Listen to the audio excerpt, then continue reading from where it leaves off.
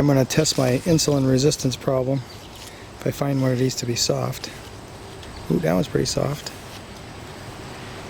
Ooh, that one's really soft. I think that's it right here. I think this is a European plum. This has been in the yard since we own the place. Although it's like the 5th tree. We let the suckers grow and we get a couple plums out of a sucker, then it dies back, and then another one springs up. Wow, not very sweet, and that's just what I want. Alright. Got me a winner here.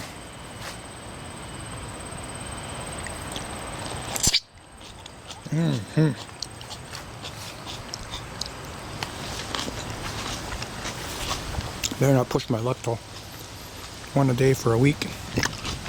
Good enough. They're pristine apples. They decided to get ripe.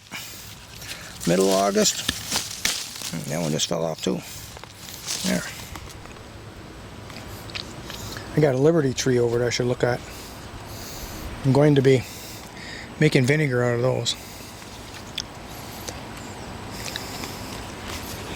So that's, I think 5 apples I got. Raccoons or something came through and ate all the ones on the outside of the fence. But I can't eat that many apples, so that's good. More blackberries. Ooh, there's a bunch behind here too.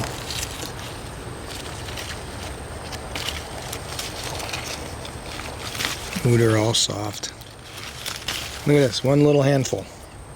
Look at that. Gloriousness right here.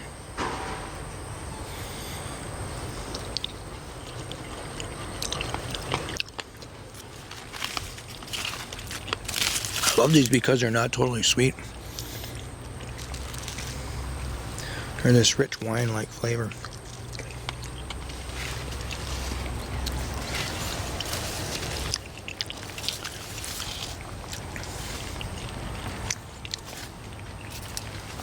Oh man.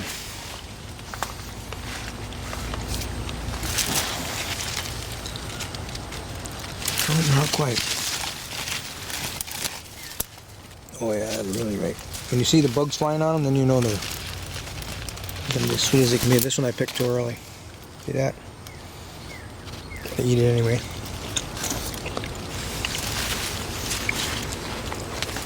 The astringency is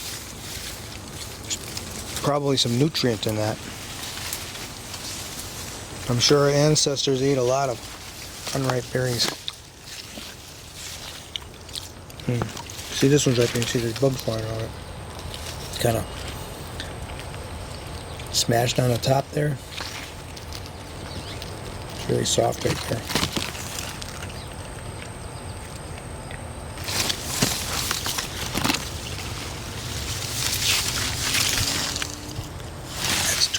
Too tight yet.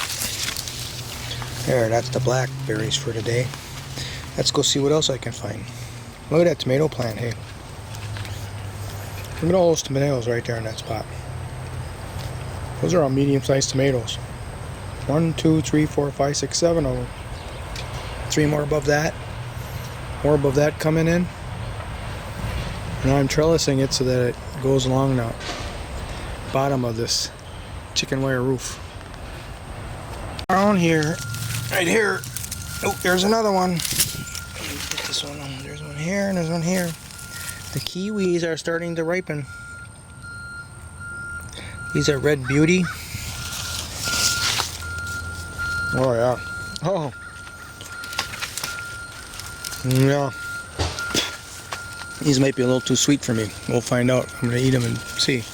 This is the perfect crop for someone who wants fresh pick, because they last a long time. It'll be weeks and weeks, a month probably, of ripe ones over time.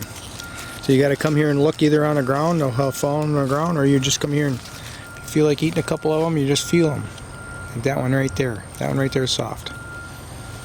See how soft that is? Ready to pick, ready to eat. Yep. It's a lot of time to go through them all one at a time. So I just wait till they full grown. Then I eat them. It's easier. Unless it's like the first pick of the year, like right now. No, I'll probably go through and test them for a while until I get sick of it. Bush cherries, they're getting pretty ripe. That's okay, I eat them anyway. I just ate a bunch that were really pruned. Like prunes, little prunes. This bush here has them a little later ripening.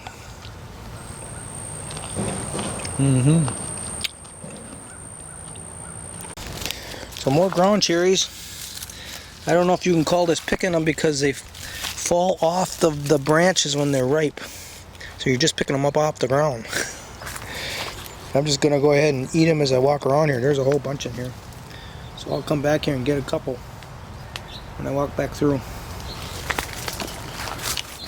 Your special plums, that's what you're gonna have to do. I seen David Holmgren had these in tree size. He had whole trees covered. Yeah, I agree. Right there, I'm gonna test what these are up here. These are tender peaches up there. Look like they're ripe. I'm gonna have to get a bucket to stand on. Not quite low on it.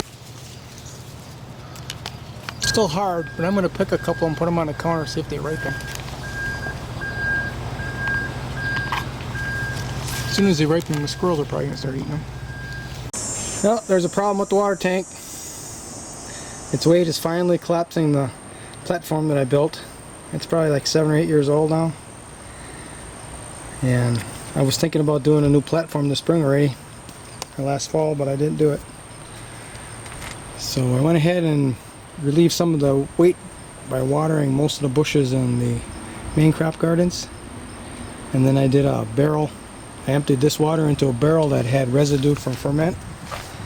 And then I just watered all the production plants in the main crop gardens. Then I refilled the barrel. So tomorrow morning I'm probably going to do another round of watering of the production beds because it's been hot the last 3 days. It's going to be hot again the rest of today and tomorrow. Sunday's going to be kind of nice, but then we're back in the hot again. And the production beds that I have going on are now, I mean the production beds that are still in plants, like these leeks, now that it's hot and they're maturing, they need more water anyway. So it works out pretty nice. This one is harvested where all the straw is, and that had also Craig onions in it this year, and actually had a crop of radishes and those onions together, and then I pulled all the radishes and it was just onions, and then I harvested those a couple weeks ago, and here are potatoes. So potatoes need a lot of water right now too. This is main crop garden number 1 of 7 of them that I watered. 7 main crop gardens got water.